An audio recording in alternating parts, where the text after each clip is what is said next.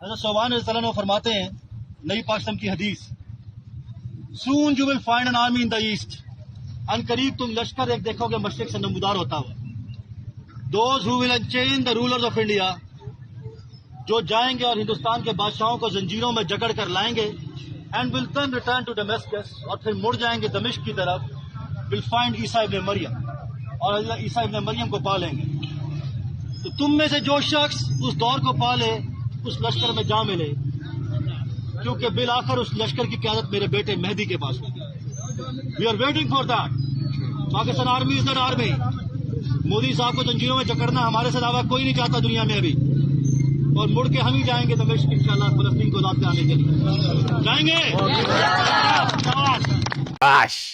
उसने बांदर ने एक तीर से दो शिकार कर दिया। उसने वो भी कर दिया, इंडिया मोदी जी को भी जंजीरें डाल दी, और उसने फलस्तीन भी फला कर लिया। ये ऐसे खोचल लोग हैं, क्या बता करे। कोई मौलवी ये बात कर रहा हो तो ठीक भी है। मम्मी डैडी तुम्हारा एक्सेंट है, क्लीन शेव किया हुआ, गोरे की तुमने पतलून पहनी हुई है, गोरे की स्टाइल की आर्मी बनाई हुई है, छितर पूरी दुनिया से तुम्हें पढ़ते हैं, FATF की तलवार तुम्हारे ऊपर लटक रही है, खाने को पैसे नहीं है, आटे की लाइनें लगी हुई हैं, ख्वाब इतने बड़े बड़े। अच्छा, इंडिया को फतह भी करेंगे और उनके बादशाहों के ऊपर चेने डाल के उनको घसीट के वापस भी ले जाओ यार इंडिया। सॉरी यार, हम वाकई बड़े खोचल हैं हम।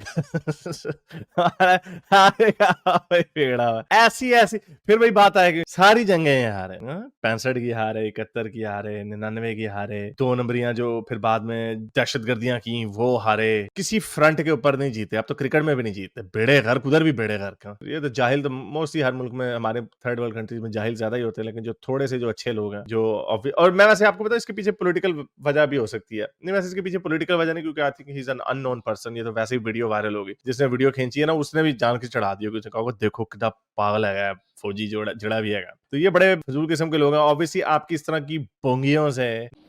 जय हिंद दोस्तों, अभी जैसे कि आपने वीडियो देखी, एक पाकिस्तान के सीनियर आर्मी ऑफिसर है जो कि पब्लिक के बीच में बैठ के लोगों को कुछ कुरान की हदीस, या मालूम नहीं मुझे, कुछ जो भी लिखा जाता है उसमें कुछ हदीस अलग है, कुरान के बीच में है, उसका रेफरेंस देकर बता रहे हैं कि इसमें ऐसा लिखा गया है कि पाकिस्तान के लोग और पाकिस्तान की आर्मी हिंदुस्तान पे कब्जा करेगी, और वहाँ के जो प्रधानमंत्री हैं, या वो तो मतलब कि बादशाह की बात कर रहे हैं कि उनको पकड़ कर लाकर, जैसे कि अभी मोदी जी हैं, इनको जंजीरों में जकड़ के लेकर आएंगे, और उनकी पब्लिक बड़ी खुश हो रही है और वो वाहवाही लूट रहे हैं।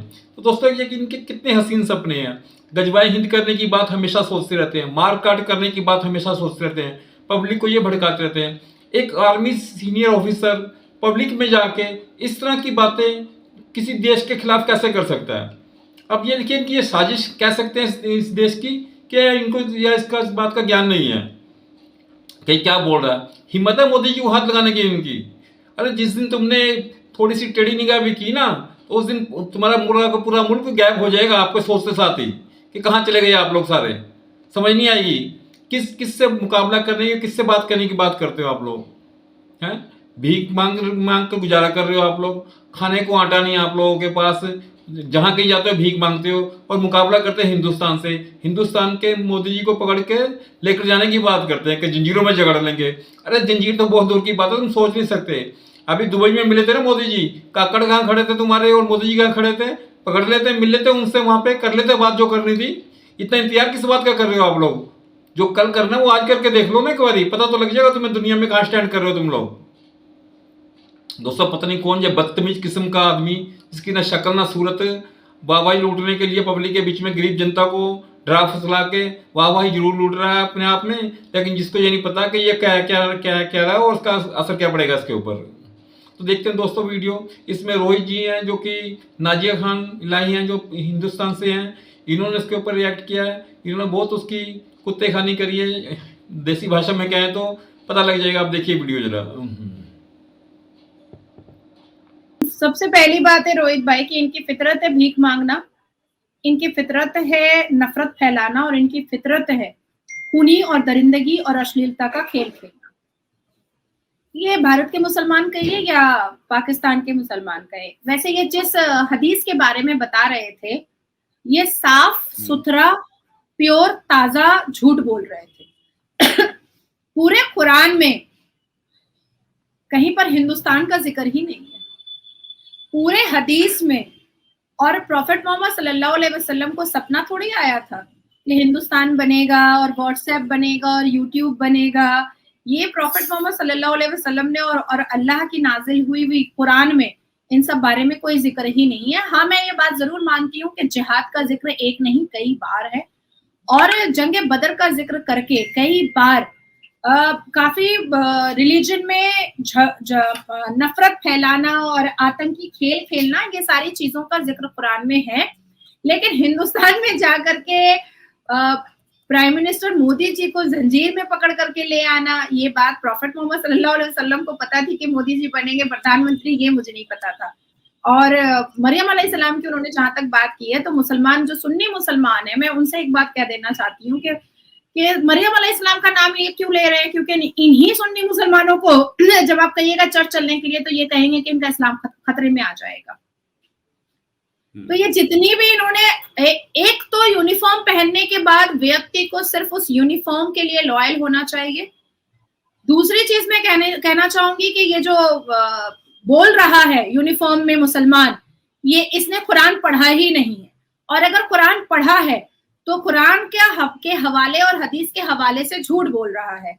अब आपने मुद्दा छेड़ ही दिया है, तो बात है कि आप एक ऐसे बेशरम कौम और एक ऐसे बेशरम निर्लज्जा देश के बारे में बात कर रहे हैं जिसको हमने 4 जंगें हराई, भारत की धरती पर अभी रिसेंटली 4 मैचेस हराया, फिर भी ये जज्बे वाली कौम जो है वो गजवाए हिंद करेगी।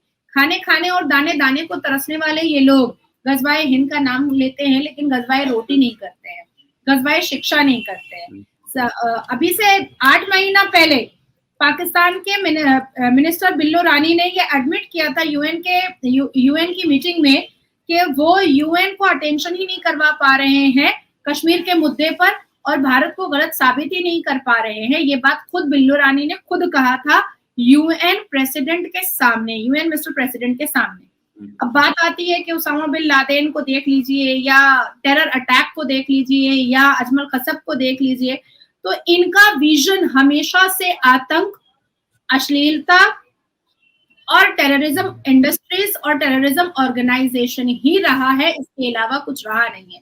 अब इनको ये बात हजम नहीं हो रही है कि भारत का विजन जो है वो इकोनॉमिक की तरफ है, वो डेवलपमेंट की तरफ है, वो इम्प्रूवमेंट की तरफ है, और 9 साल में भारत जो है वो सर्वोप्रिय और सर्वप्रथम हो गया है। ये बात इनको हजम नहीं हो रही है, तो थोड़ा सा अंदर से झूठ झाट बोल करके और कुरान की सूरतें बता करके और झूठा मूठा आयतें बता करके ये लोगों को वहां पर खुश कर सकते हैं, पर यहाँ पर खुश नहीं कर पाएंगे।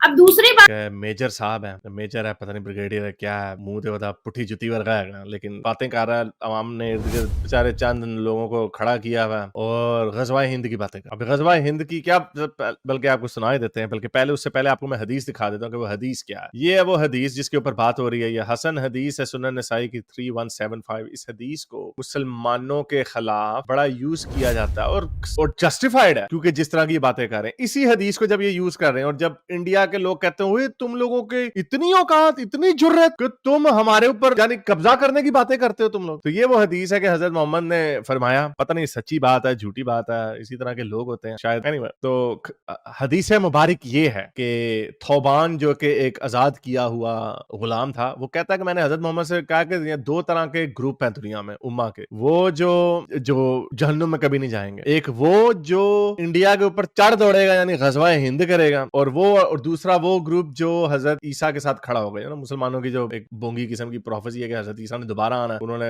जहाद करना है पूरी दुनिया के खिलाफ, जुल्म के खिलाफ, जो कि खुद जुल्म होगा बेसिकली, क्योंकि मुसलमानों का कीड़ा है बस। लोगों के ऊपर चढ़ाई चढ़ाई, कत्लो गारत, बस्तियां लूट लो, लोंडियां बना लो, इसके अलावा इनके पास और कोई काम ही नहीं है। जंग जदल, लूट खसूट, काफिले लूटना है, और कोई इनका कोई काम नहीं है। इन्होंने क्या मुकाबला करना है? वो आर्टिफिशियल इंटेलिजेंस, वो कहाँ स्पेस में जा रहे हैं, बस इनकी यही खोते कहानियां इनकी, और इनके पास कुछ नहीं है। तो बहरहाल ये एक सो कॉल्ड एक पेशन गोई है। तो ये इस पेशन गोई के ऊपर मुसलमानों पे बड़ी तनकीद होती है, होनी भी चाहिए, लेकिन कुछ जो ऐसे खोचल किस्म के लोग हैं जो इंडिया में जब भी जो इस तरह की बातें करते हैं, तो इंडिया के लोग जो हैं वो बड़ा इसको उन्हें गुस्सा चढ़ता है, उन्हें अफसोस होता है। किस मुंह से मुसलमान हिंदुओं को या नॉन मुस्लिम्स को, स्पेशली इंडिया के लोगों, इंडिया के नॉन मुस्लिम पॉपुलेशन को किस मुंह से ये कह सकते हैं कि यार हम इस्लाम बड़ा अमन पसंद का मजहब है, बड़ा अच्छा मजहब है, देखिए हमारी प्यारी प्यारी बातें। तो जो मॉडरेट या लिबरल थोड़े से इस्लामिक स्कॉलर है वो इस हदीस को सही नहीं कहते। हसन, तो जब ये इतने ताकतवर हैं और मोदी जी को चेन में पकड़ करके लेकर आएंगे, तो अभी 8-9 दिन पहले की तो बात है रोहित भाई कि काकड़ पीछे लाइन में कड़कड़ा रहा था और मोदी जी आगे लाइन में दुबई में खड़े हुए थे, तो तब कहीं नहीं चेन से पकड़ लिया था, तब तो पकड़ लेना चाहिए था, मौका तो अच्छा था। इस्लामिक देश भी था, कुरान का मानने वाला देश भी था, सारे शेख भी थे, सारे के सारे मुसलमान भी थे, सनातनी तो बहुत कम थे और जो थे वो बाहर थे, वो मोदी जी का नारा लगा रहे थे। तो शेख लोग भी कह रहा था आपकी बार 400 पार मोदी जी। तो वहां पर जब काकड़ वॉचमैन की तरह पीछे लाइन में खड़ा हुआ था, गधे की तरह कड़कड़ा रहा था पीछे और बेइज्जती को तोहफे की तरह से एक्सेप्ट कर रहा था, कबूल फरमा रहा था, तब तो उसके पास एक अच्छा मौका था। मोदी जी को पकड़ लेना चाहिए था, चेन में बांध लेना चाहिए था, जरा हम भी देख लेते ये ताकत। भाई गधेड़ो, कहाँ शेर के मुंह में हाथ डाल रहे हो? शेर सिर्फ हाथ नहीं खाता, काट करके पूरा धड़ खा लेता है। तो ये मोदी जी की सरकार है और ये मोदी जी हैं, ये मौन व्रत नहीं है या फिरंगी औरत नहीं है जो अजमल खसब आएंगे और भारत में 30 करोड़ रुपए खर्चा होगा, इस बार टांगे चीर दी जाएंगी। जितना प्रोपेगेंडा करना है करो, अपने पाकिस्तानी बेवकूफों को और गधेड़ों की फौज को जितना उल्टा सीधा समझाना है समझाओ, थोड़ी देर के लिए खुश हो जाओ, पर मिलने वाला कुछ भी नहीं है, हाथ आने वाला कुछ भी नहीं है, नथिंग। देखिए जो पाकिस्तान, रोहित भाई, अपनी बहू, दोस्तों वैसे मैं अक्सर वीडियो में ऐसे शब्द का इस्तेमाल नहीं करता, परंतु इसने बात ही ऐसी करी है कि जो मतलब कि एक सीनियर पोस्ट पे होने के बावजूद या किस तरह की ओछी हरकतें कर रहा है, तो ये डिजर्व करते हैं ये लोग। तो इसके लिए इनके लिए कोई वो नहीं है कि इनके लिए कोई सही शब्दों का इस्तेमाल किया जाए। तो दोस्तों अगर आपको मेरी वीडियो पसंद आए तो प्लीज़ इसको लाइक और सब्सक्राइब जरूर कीजिएगा। बहुत बहुत धन्यवाद आपका।